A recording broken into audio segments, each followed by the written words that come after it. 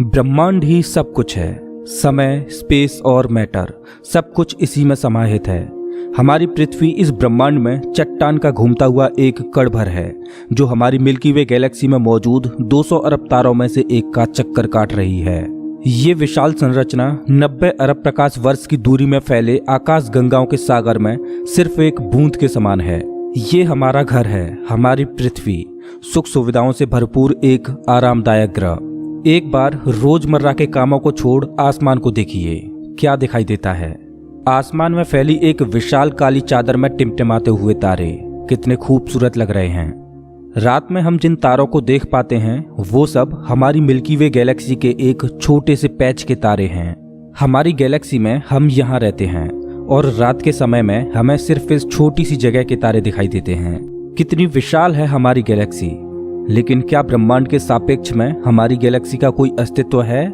नमस्कार दोस्तों, मैं हूं श्याम तोमर। स्वागत करता हूं आपका इस एपिसोड में, जिसमें हम ब्रह्मांड के आखिरी छोर तक का सफर करेंगे। तो अपनी सीट बेल्ट बांध लीजिए, क्योंकि हमारा ये सफर बहुत ही रोमांचक और खतरों से भरा होने वाला है। तो चलिए पृथ्वी की सतह से उड़ान भरते हैं और ब्रह्मांड के आखिरी छोर की ओर चलते हैं। जैसे जैसे हम पृथ्वी की सतह से ऊपर उठते जा रहे हैं, वैसे वैसे हमें पृथ्वी की सतह ब्लू स्फीयर की तरह दिखने लगी है। यह है इंटरनेशनल स्पेस स्टेशन, इंसानों द्वारा स्पेस में बनाई गई सबसे बड़ी चीज। ये 27,580 किलोमीटर प्रति घंटे की रफ्तार से पृथ्वी के चक्कर काट रहा है, जो कि पृथ्वी की सतह से लगभग 400 किलोमीटर ऊपर है। और ये 24 घंटे में लगभग 16 बार पृथ्वी के चारों ओर घूम जाता है। जैसे ही हम इंटरनेशनल स्पेस स्टेशन से और ऊपर जाते हैं, तो हमें इंसानों द्वारा बनाई गई कुछ और चीजें दिखाई देती हैं। सैटेलाइट्स। अंतरिक्ष में इंसानों द्वारा भेजी गई हजारों सैटेलाइट्स पृथ्वी का चक्कर काट रही हैं। सैटेलाइट्स का अंतरिक्ष में एक जाल सा बिछा हुआ है। चलिए और ऊपर चलते हैं। इतने ऊपर से पृथ्वी का नजारा तो देखिए, कितना खूबसूरत लग रहा है हमारा ये नीला ग्रह। हम पहुंच चुके हैं चांद के पास। हमसे पहले यहाँ पर 12 एस्ट्रोनॉट्स आ चुके हैं, जिनमें नील आर्मस्ट्रांग पहले व्यक्ति थे जो इसकी सतह पर उतरे थे, और उनके पैरों के निशान आज भी चांद की सतह पर देखे जा सकते हैं। चांद पर कोई वायुमंडल नहीं है, इस वजह से ये निशान सदियों तक ऐसे ही बने रहेंगे। हम अभी अपने घर से लगभग 4 लाख किलोमीटर दूर हैं और चंद्रमा से हमारा ग्रह कुछ इस तरह का दिखाई देता है। ऐसा लग रहा है जैसे अंतरिक्ष में एक ब्लू मार्बल रखी हो। चांद की सतह एक बैटल फील्ड की तरह लग रही है, जिसने पिछले अरबों सालों से कॉमेट्स और एस्ट्रॉइड्स की मार को झेला है। चांद का कोई वायुमंडल नहीं है जो कि कॉमेट्स या एस्ट्रॉइड्स को स्पेस में ही जला दे। सौभाग्य से हमारी पृथ्वी का वायुमंडल है जो हमें स्पेस से आने वाले खतरों से बचाता है। चलिए अंतरिक्ष में एक लंबी छलांग लगाते हैं। ये है हमारे सौर मंडल का सबसे चमकीला ग्रह वीनस। इसको पृथ्वी की छोटी बहन बोला जाता है, क्योंकि ये पृथ्वी की ही तरह रॉकी प्लैनेट है, जिसकी ग्रेविटी लगभग पृथ्वी के ही समान है। लेकिन ये ग्रह एक नर्क की तरह है, क्योंकि इस पर होती है भयंकर बारिश, पानी की नहीं बल्कि एसिड की।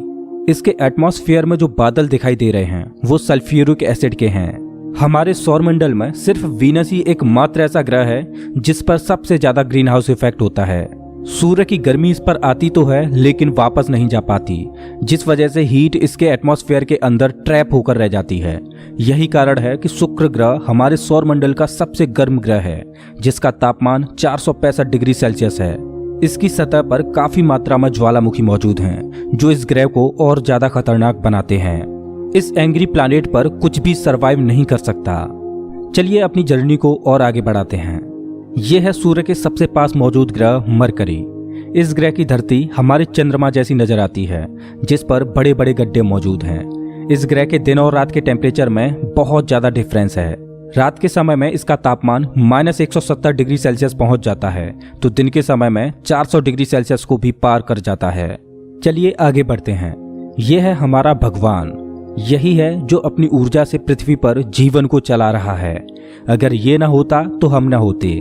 पृथ्वी से लगभग 150 मिलियन किलोमीटर दूर मौजूद ये तारा इतना बड़ा है कि इसमें लाखों पृथ्वियां समा जाएं।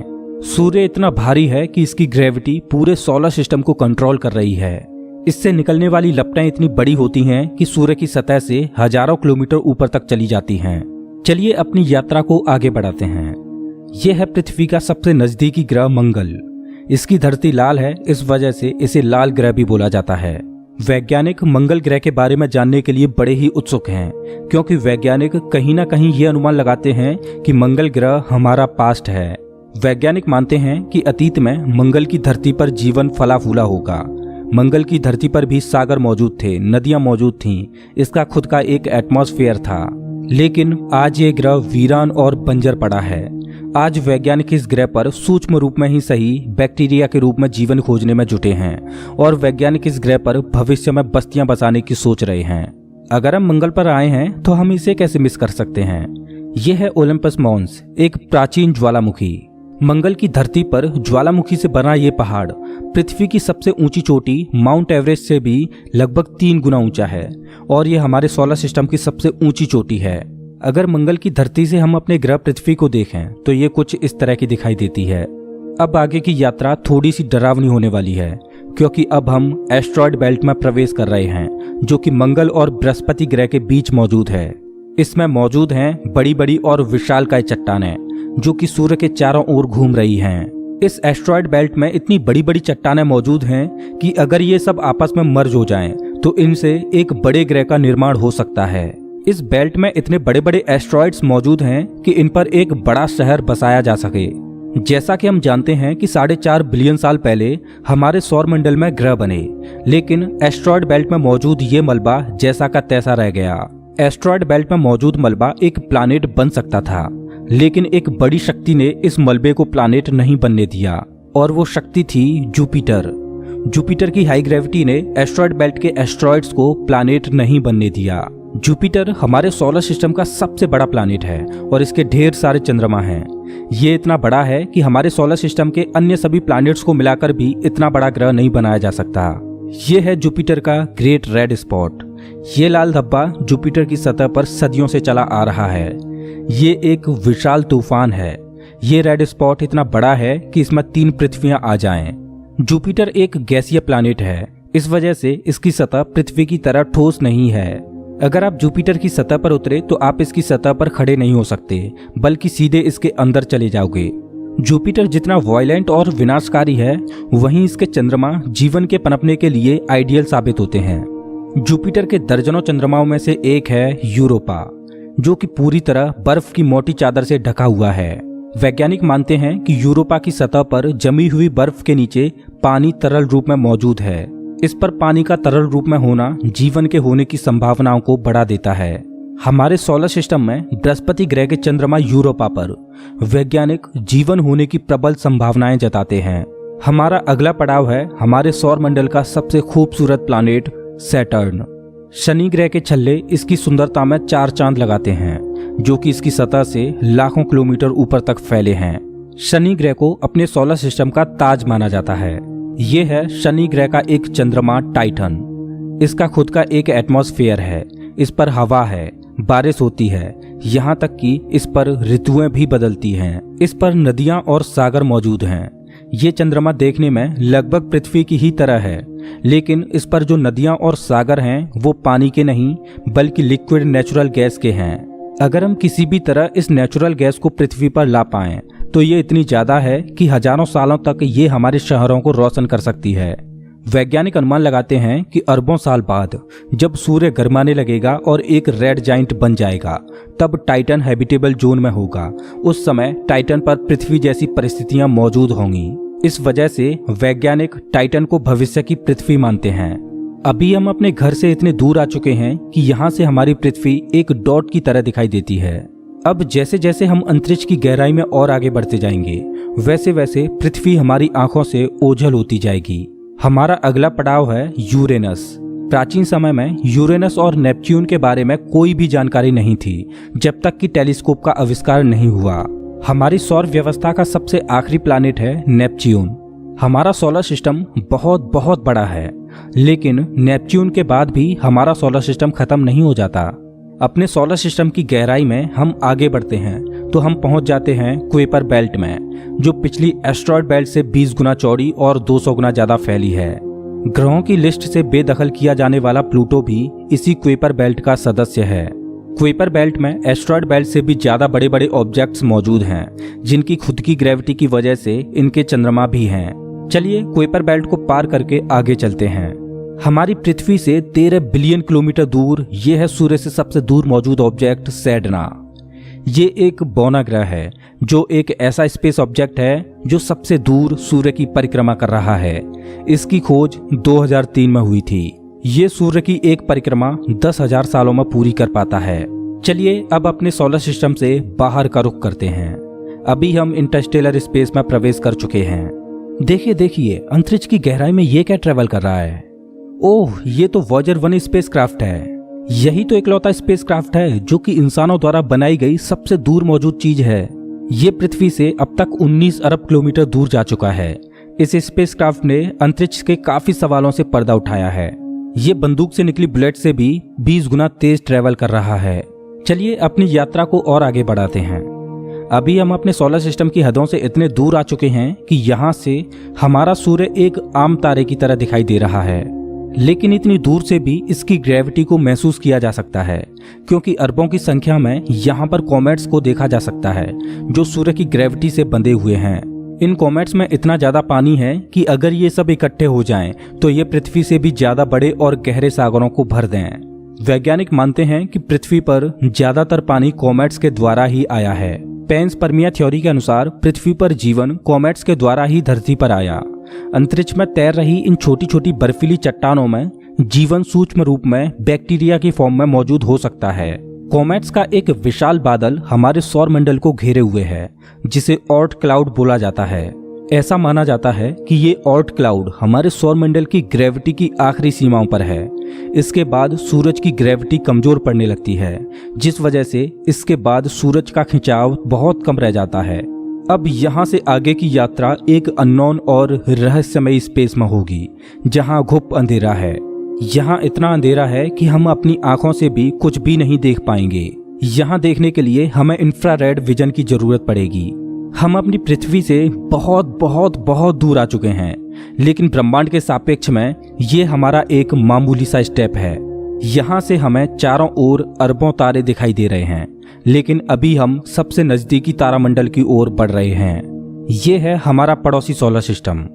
ये हमसे इतना दूर है कि हमारे सूर्य के प्रकाश को इस तारामंडल तक पहुंचने में 4.3 सालों का वक्त लगता है।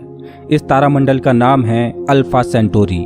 इस तारामंडल में 3 तारों का समूह है, जिनमें अल्फा सेंटोरी ए और अल्फा सेंटोरी बी तारे आपस में बाइनरी स्टार सिस्टम के तहत जुड़े हुए हैं। इस तारामंडल में प्रॉक्सिमा सेंटोरी बी नामक ग्रह मौजूद है, जो पृथ्वी की ही तरह हैबिटेबल जोन में है और इस ग्रह पर एलियन लाइफ मौजूद हो सकती है। चलिए अपनी यात्रा को आगे बढ़ाते हैं। पृथ्वी से हम 10 प्रकाश वर्ष दूर आ चुके हैं और हमारे सामने ये एक बेबी स्टार है, जिसने अभी अपना जीवन शुरू ही किया है और इस तारामंडल में अभी ग्रहों का जन्म होना बाकी है। हो सकता है कि इस तारामंडल में किसी ऐसे ग्रह का जन्म हो जाए जो हमारी पृथ्वी की ही तरह जीवन को धारण करने योग्य हो, लेकिन अभी इसमें अरबों सालों का वक्त लगेगा। अपनी यात्रा को आगे बढ़ाते हैं। अभी हम पृथ्वी से 20 प्रकाश वर्ष दूर आ चुके हैं और अभी हम ऐसे तारामंडल से होकर गुजर रहे हैं जिसका जन्म हमारे सोलर सिस्टम के साथ ही हुआ था।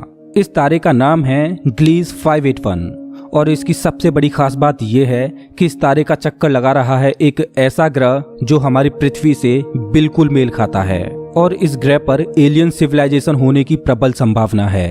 वैसे तो हमारी मिल्की वे गैलेक्सी में अरबों तारे हैं, जिनकी यात्रा करना तो दूर, उनको पूरे जीवन काल में गिनना भी संभव नहीं है। तो चलिए अपनी यात्रा को आगे बढ़ाते हुए मिल्की वे गैलेक्सी से बाहर निकलते हैं। ये है हमारी मिल्की वे गैलेक्सी, जो अरबों तारों का घर है, जिनमें से हमारा सूर्य भी एक है। ये गैलेक्सी इतनी विशाल है कि अगर इसके एक छोर से प्रकाश ट्रेवल करे तो लाइट को भी इसके एक छोर से दूसरे छोर तक पहुंचने में 1,05,700 सालों का समय लगेगा।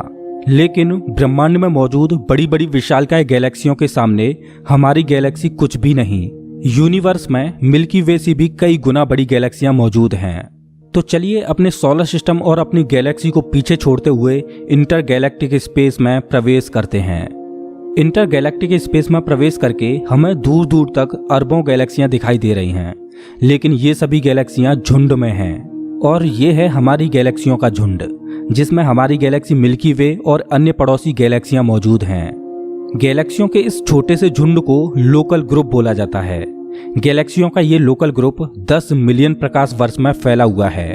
जैसे जैसे हम अपनी यात्रा को आगे बढ़ाते जा रहे हैं वैसे वैसे हमें अन्य गैलेक्सियों के झुंड दिखाई देते जा रहे हैं और उनमें भी हमारे लोकल ग्रुप की तरह गैलेक्सियां मौजूद हैं। गैलेक्सियों के कई लोकल ग्रुप्स को मिलाकर एक सुपर क्लस्टर बनता है। अभी हमारे सामने जो मौजूद है वो है वर्गो सुपर क्लस्टर। इसी वर्गो सुपर क्लस्टर में हमारी गैलेक्सियों का लोकल ग्रुप भी शामिल है और हमारी गैलेक्सियों का लोकल ग्रुप इस छोटे से पैच में है। अभी हम अपने घर से इतने दूर आ चुके हैं कि यहाँ से हम अपने सूर्य को तो छोड़ो, यहाँ तक कि अपनी गैलेक्सी को भी छोड़ो, हमारी गैलेक्सियों का लोकल ग्रुप ही एक छोटे से पैच के समान दिखाई दे रहा है। कितना विशाल है ना वर्गो सुपर क्लस्टर। इस वर्गो सुपर क्लस्टर में 100 से ज्यादा गैलेक्सियों के लोकल ग्रुप शामिल हैं और ये 110 मिलियन प्रकाश वर्ष में फैला हुआ है। चलिए अपनी यात्रा को और आगे बढ़ाते हैं। अरे ये क्या, जैसे जैसे हम आगे बढ़ते जा रहे हैं वैसे वैसे हमें वर्गो सुपर क्लस्टर जैसे अनगिनत सुपर क्लस्टर्स दिखाई दे रहे हैं। इस सुपर क्लस्टर्स के समूह को नाम दिया गया है लेनिया सुपर क्लस्टर और हमारा वर्गो सुपर क्लस्टर यहाँ पर है एक छोटे से पैच के समान, जिसमें हमारी गैलेक्सियों का लोकल ग्रुप एक डॉट की तरह भी दिखाई नहीं दे रहा। ये लेनिया सुपर क्लस्टर 520 मिलियन प्रकाश वर्ष में फैला हुआ है, जिसमें लाखों वर्गो सुपर क्लस्टर्स जैसे सुपर क्लस्टर्स मौजूद हैं। चलिए अपनी यात्रा को और आगे बढ़ाते हैं। जैसे जैसे हम आगे बढ़ते जा रहे हैं वैसे वैसे लेनिया सुपर क्लस्टर भी छोटा होता जा रहा है और इतनी दूर से देखने पर लेनिया सुपर क्लस्टर भी एक छोटे से पैच की तरह दिखाई दे रहा है। ओह माय गॉड, मेरा तो दिमाग ही घूम गया। खैर अपनी यात्रा को और आगे बढ़ाते हैं। यह है हमारा ऑब्जर्वेबल यूनिवर्स, जिसमें हमारा लेनिया सुपर क्लस्टर एक छोटे से डॉट की तरह मौजूद है। लेकिन क्या यहीं हमारी यात्रा खत्म हो जाती है? क्या इतना ही बड़ा है ब्रह्मांड? वेल, जैसा कि मैंने अभी बोला, ये है ऑब्जर्वेबल यूनिवर्स यानी ज्ञात ब्रह्मांड। ब्रह्मांड के बारे में हम जो भी जानते हैं वो केवल यहीं तक जानते हैं। हो सकता है कि ब्रह्मांड का विस्तार आगे भी हो जो अनंत तक चलता जा रहा हो, लेकिन वहां से हम तक कोई प्रकाश ही नहीं पहुंच पा रहा हो जिससे हमें ऑब्जर्वेबल यूनिवर्स के बाहर का भी पता चल सके। वैज्ञानिक ये भी अनुमान लगाते हैं कि हो सकता है कि हमारे यूनिवर्स जैसे असंख्य यूनिवर्स और मौजूद हो सकते हैं जिनमें हमारा ये ब्रह्मांड एक विशाल सागर में एक छोटी सी बूंद के समान हो। खैर, मल्टीवर्स यानी एक से ज्यादा ब्रह्मांडों का अस्तित्व है कि नहीं ये कोई नहीं जानता और ना ही हमारे पास मल्टीवर्स यानी महाब्रह्मांड के कोई सबूत हैं। लेकिन ये तो तय है कि ऑब्जर्वेबल यूनिवर्स ही ब्रह्मांड का अंत नहीं हो सकता। इसके बाहर भी कुछ न कुछ मौजूद है जिसका हमें कोई भी ज्ञान नहीं। लेकिन वो क्या हो सकता है? हो सकता है कि हमारा ऑब्जर्वेबल यूनिवर्स भी महाब्रह्मांड में एक छोटे से पैच के समान हो। वेल दोस्तों, आपकी ब्रह्मांड के आखिरी छोर तक की यात्रा कैसी रही प्लीज कमेंट बॉक्स में जरूर बताएं। अगर आपको ये वीडियो पसंद आया हो तो इसे लाइक करें और ऐसे ही मजेदार वीडियोज के लिए चैनल को सब्सक्राइब करें, साथ ही बेल आइकॉन दबाएं।